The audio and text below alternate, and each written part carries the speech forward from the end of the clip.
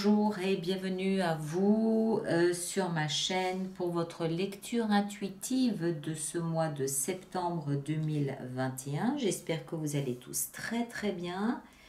Alors on positionne tout ça pour que vous puissiez voir. Oui, vous voyez, tout va bien. Ok, alors qu'est-ce qu'on a pour vous ce mois de septembre? Arcane majeur, on a le pape au milieu de votre lecture, ici, le cœur. On a la force dans la vie professionnelle, on a l'étoile 2 fois, on l'a ici dans votre vie intérieure et on l'a en accompagnement du mois. On a deux rois, on a la reine ici, donc épée, bâton, denier et coupe. Ok. J'ai l'impression qu'il y a beaucoup de monde chez vous ce mois-ci. On va voir. Alors, l'énergie qui vous accompagne durant ce mois de septembre, c'est l'énergie de l'étoile. L'étoile est une énergie très douce, très tendre, d'espoir, de conviction, d'énergie puissante, de conviction que demain est un jour meilleur. Demain renferme quelque chose de positif, de meilleur, de plus doux, quelque chose qui correspond mieux à ce qu'on désire, à ce qu'on veut, à ce qu'on est. C'est vraiment l'espoir.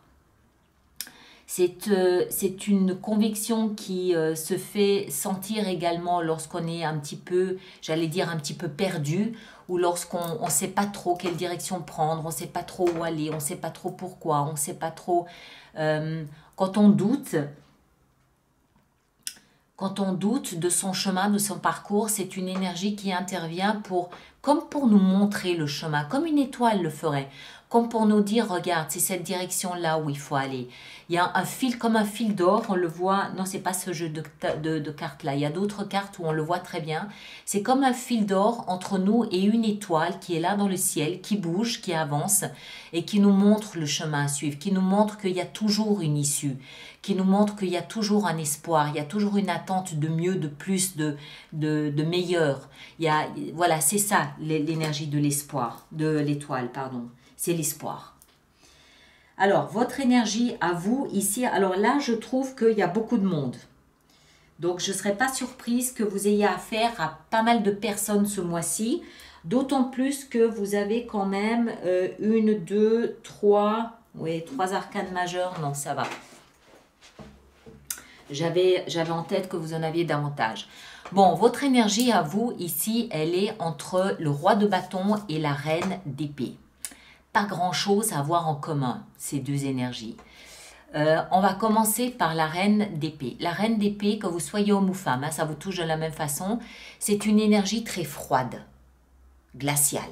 Une énergie qui pousse les gens, qui fait comprendre aux personnes qui voudraient venir dans votre sphère que pas si vite papillon, c'est moi qui décide de la vitesse à laquelle tu t'approches dans ma sphère. J'ai besoin de mon espace, j'ai besoin de ma solitude, j'ai besoin d'être sûr, d'être persuadé que personne ne viendra abîmer ou endommager mes émotions et mon cœur. D'accord? Donc c'est une énergie qui va plutôt repousser un petit peu les gens. La reine d'épée, elle fait ça pour pouvoir se concentrer sur son mental. C'est une énergie très discernante. C'est une énergie qui va droit au but. C'est une énergie qui est capable de décortiquer, d'analyser, de voir la vérité derrière les façades. Elle est capable de discerner, de discernement et de discerner qui lui veut du bien, qui ne lui veut pas du bien. Donc il y a cet œil de lynx qui fait sa particularité. À côté de ça, on a le roi de bâton qui est à l'opposé, c'est-à-dire que c'est un roi, donc c'est une énergie qui est très à s'imposer, qui est très sûre d'elle, qui est très assertive. Et c'est le roi de bâton, c'est quelqu'un de flamboyant, c'est quelqu'un de séducteur, c'est quelqu'un de séduisant, séducteur, charmeur, un beau parleur. C'est quelqu'un qui sait convaincre, c'est quelqu'un qui sait mener des troupes, c'est quelqu'un qui aime avoir les projecteurs sur lui et qui est parfaitement à l'aise avec tous les projecteurs braqués sur lui.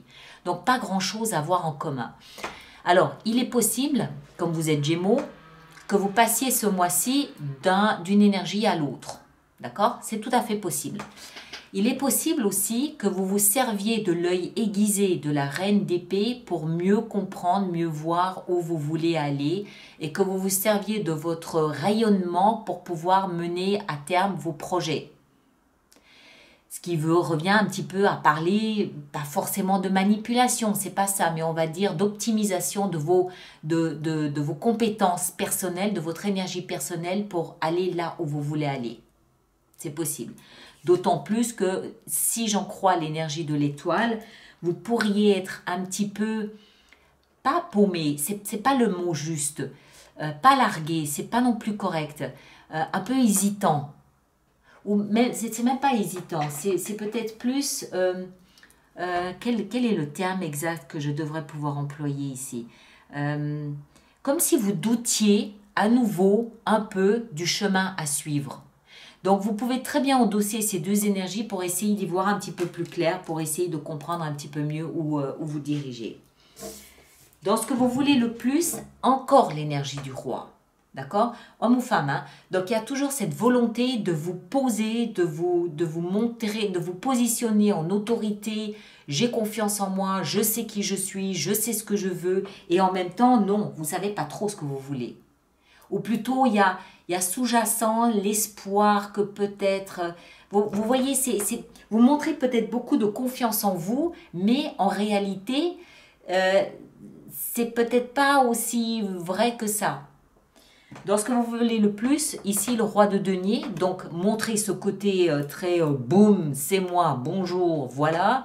Et en plus, le denier qui, lui, nous explique que vous avez réussi, vous avez accumulé du bien, vous avez peut-être un peu de patrimoine, vous avez peut-être aussi une grande estime de vous, vous avez peut-être reçu beaucoup de reconnaissance, beaucoup d'estime. Enfin, c'est l'énergie de celui qui sait un petit peu, qui se positionne, non, j'ai réussi mon parcours, j'ai réussi ma vie, voilà ce que j'ai accumulé, voilà ce que j'ai réussi à faire, voilà qui je suis. D'accord ? Au cœur de votre lecture, ce qui va vous aider, on a le pape. Le pape, encore une fois, il nous parle de confiance en soi, il nous parle de foi. Avoir la foi de qui vous êtes, de ce que vous pouvez faire, de ce que vous pouvez dégager, de ce que vous pouvez réussir. Il y a une ambivalence entre ce que vous dégagez et en même temps cette incertitude peut-être quelque part à l'intérieur de vous. Ou alors, il est possible aussi que vous découvriez un univers nouveau à l'intérieur de vous, avec lequel vous n'êtes peut-être pas forcément très familier, et du coup, ça vous déstabilise un petit peu dans votre confiance. C'est possible aussi. Bref, le pape, ici, au cœur de votre lecture, il vous invite à avoir la foi, il vous invite à construire, à bâtir pour le long terme, il vous invite à vous rendre compte que vous êtes assis sur quelque chose de solide et que vous pouvez développer, faire croître ce quelque chose, vous pouvez vraiment le mener à long terme. D'accord ? Ce dont il va falloir vous méfier, c'est peut-être d'une attitude un petit peu immature ou d'une attitude à vouloir surtout vous amuser. Le valet de bâton. Le valet de bâton, il est à l'opposé du roi de bâton. Ce que le roi de bâton a de maturité, le valet de bâton est en train de l'apprendre. Il est au début du chemin que le roi de bâton a parcouru. Donc, c'est peut-être aussi attention à ne pas revenir à des babillages, à ne pas revenir à quelque chose d'enfantin, à quelque chose à ne pas revenir en arrière. D'accord ? Cette maîtrise, cette maturité du roi, de ces deux rois et du pape, parce que le pape aussi, il a une certaine assise, il a une certaine puissance. Cette maturité, elle est acquise. Donc attention, parce que c'est dans la position du défi, à ne pas faire fi de cette puissance que vous avez et à revenir à quelque chose d'un peu immature, un petit peu enfantin, un petit peu capricieux peut-être aussi. D'accord ? Position du défi, attention quand même là. Alors, c'est ici maintenant qu'on va voir ce qui se passe. Ça, à première vue, ça peut toucher tous les domaines de votre vie. Vie sentimentale, vie professionnelle, domestique, familiale, amicale, financière, tous les domaines, d'accord? Moi, je pense que c'est dans votre vie sentimentale, parce qu'on a la 2 de denier. 2 de denier nous explique que vous êtes en train de jongler. Vous êtes en train d'hésiter, comme si vous étiez sur des montagnes russes émotionnelles et vous hésitez entre ça, ça a de la valeur à mes yeux et ça a de la valeur à mes yeux. Est-ce que ça en a plus que, est-ce que B a plus de valeur à mes yeux que A ou est-ce que A a plus de force et de puissance et de conviction à mes yeux que B? Hein, vous êtes un petit peu là-dedans. Alors, ça ne veut pas dire difficulté dans votre vie sentimentale. Moi, je crois que c'est vous. Je pense que c'est vous qui êtes en train de changer. Peut-être que vous êtes en train de mûrir, tout simplement. Hein, entre le valet et le roi de bâton, peut-être que vous êtes tout simplement en train de mûrir votre séduction, de mûrir votre autorité, de mûrir votre potentiel de séduction. Et que vous hésitez peut-être entre être ce petit valet de bâton ou être le roi de bâton. Il y a peut-être quelque chose un petit peu comme ça. Bref, pour moi, ça ne veut pas dire vie sentimentale en danger, ça veut dire que vous êtes en pleine... c'est même pas une mutation, c'est peut-être une réévaluation de ce qui est important pour vous au niveau émotionnel. Presque. C'est pas non plus un bilan, d'accord? C'est pas non plus un bilan. C'est peut-être vous rendre compte que tel comportement a plus de poids, plus de valeur qu'un autre, alors qu'avant, c'était peut-être pas le cas. Il y a quelque chose comme ça. Parce que dans votre vie professionnelle, tout va bien. On a la force. La force, elle correspond parfaitement à ces rois. La force, c'est je suis le roi dans mon domaine, dans mon secteur. Il me suffit de me montrer pour que je me fasse respecter. Il me suffit de rugir pour que ceux qui auraient voulu me chercher des ennuis changent d'avis. D'accord? La force, c'est le signe du lion. Vous êtes ce lion rayonnant. Entre parenthèses, le roi de bâton peut représenter aussi un signe de feu, lion, bélier ou sagittaire. D'accord? Donc moi, je pense que c'est vous, ça. Je pense que vous êtes dans une situation professionnelle où vous dégagez une forme de rayonnement, une forme de force naturelle, presque que vous pourriez inspirer de la crainte de la part de vos concurrents. Tellement il y a cette propension naturelle à vous faire respecter. D'accord? Je pense que vous êtes fortement respecté dans votre vie professionnelle. Alors, vie intérieure, on retrouve notre étoile. Donc pour moi, c'est bien la preuve, s'il en fallait une, que je n'arrive pas à trouver le terme exact. Hésitation, questionnement sur votre parcours, sur votre chemin, il est à l'intérieur de vous.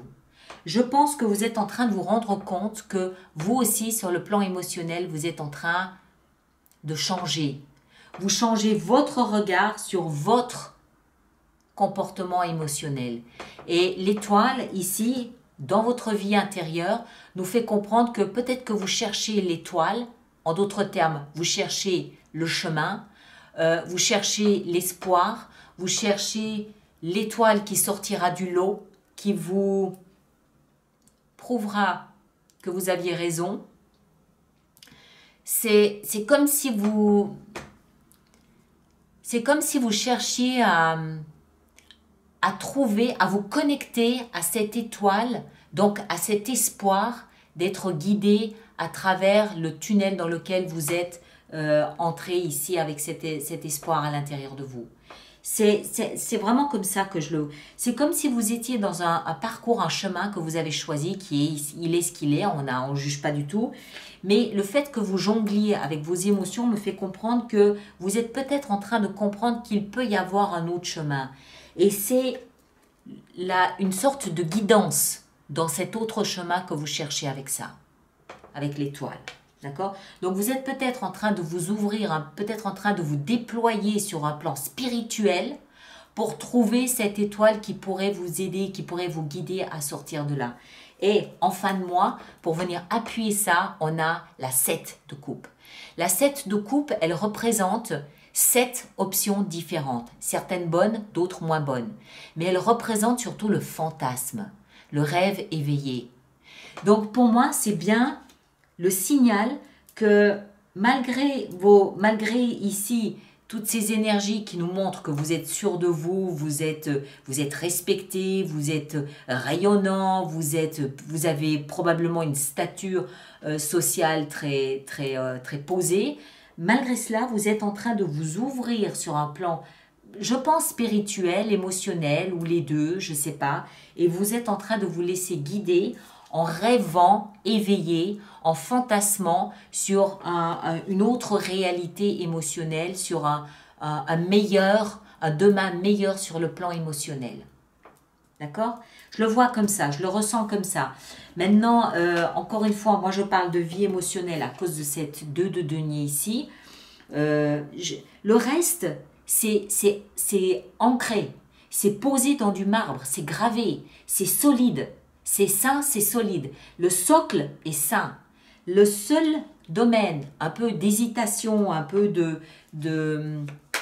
on va dire un peu flexible, ce mois de septembre, c'est la vie émotionnelle, la vie sentimentale. Donc ça veut dire que peut-être que vous vous êtes rendu compte que vous étiez trop rigide sur le plan sentimental jusqu'à présent, trop fermé. Et que vous essayez de vous ouvrir, mais que vous cherchez cette étoile pour vous guider à travers cette ouverture. D'accord? Vous nous le direz à travers les commentaires. D'accord? C'est toujours intéressant de lire comment vous viviez les expériences. Alors, on va faire notre extension. Donc, je rappelle aux personnes pour qui cette lecture fait résonance qu'il existe une extension. Elle se trouve sur mon site internet alice-nicolas.com et le lien est dans la boîte de dialogue juste là-dessous. Pour toutes les personnes qui vont régulièrement se procurer des abonnements, je vous rappelle qu'il y a un système d'abonnement aux extensions qui est économiquement plus intéressant, moins cher pour vous. D'autant plus que ce mois-ci, on a mis en place l'abonnement juste pour 3 mois, ceux qui veulent essayer. D'accord? Alors, on va voir l'étoile. Qu'est-ce qu'on a ici avec l'étoile? On a la justice. Ouais, ça paraît cohérent. La reine d'épée et le roi de bâton, ici, on a la 8 de bâton. Et puis, je vous rappelle aussi que durant l'extension, je peux décider d'en rajouter si j'estime que c'est nécessaire. Hein. Le roi de denier, dans ce que vous désirez le plus, ici, on a le roi d'épée.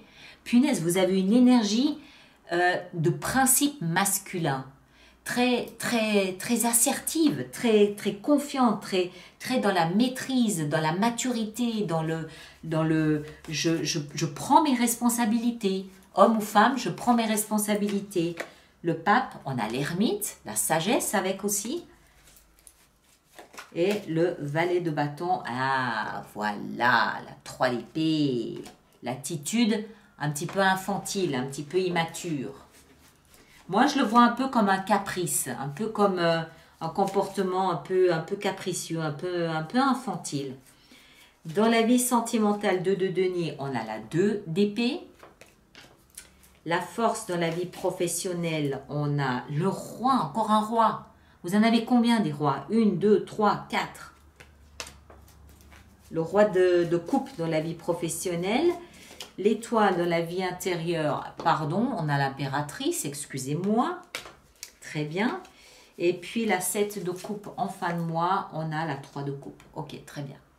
Bon, ben voilà. Tous ceux qui me rejoignent pour l'extension, à tout de suite, c'est là-dessous dans la boîte dessous. Les autres, merci de partager, de liker, de laisser vos commentaires s'il vous plaît sur YouTube et de vous abonner si ce n'est pas déjà fait. Vous allez bien évidemment voir votre signe ascendant et votre signe lunaire pour croiser les informations. Et on se retrouve au courant du mois de septembre pour une lecture de vie sentimentale avec extension. D'accord? Merci à vous tous et à très bientôt. Merci beaucoup.